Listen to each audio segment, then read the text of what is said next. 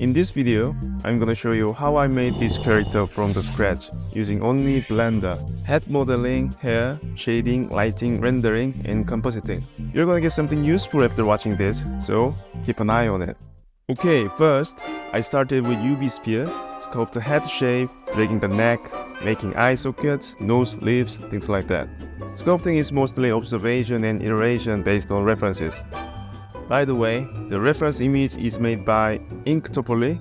I'll leave the link in the description so you can check it out. Add eyeball, put some concave in it.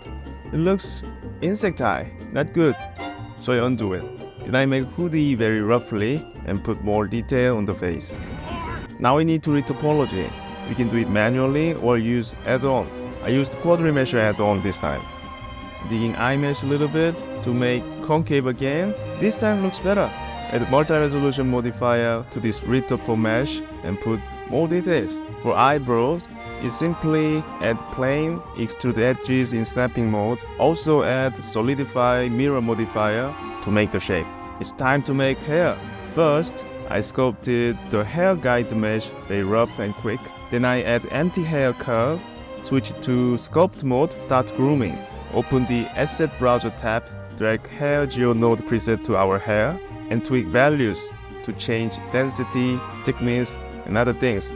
I'm not that happy with the hoodie I made before, so I decided to do a new one. Started from polygon modeling and then switch it to sculpt mode, remesh it, and put some details on it. Also added very simple t-shirts under the hoodie. Let's paint the face. I'd like to follow the face color job for the head and coloring eyes based on the reference image. I think this eye shape doesn't look good, so I made it convex shape. It looks better, I reckon.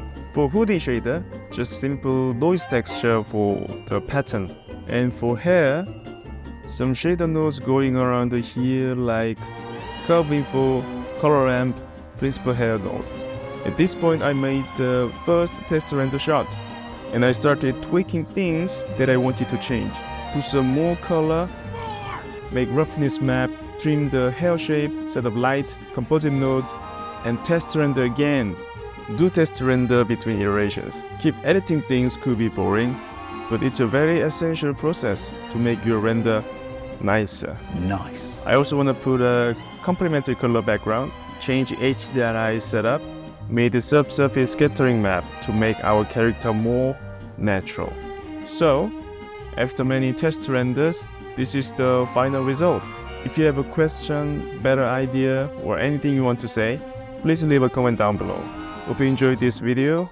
I will see you in the next one. Bye bye.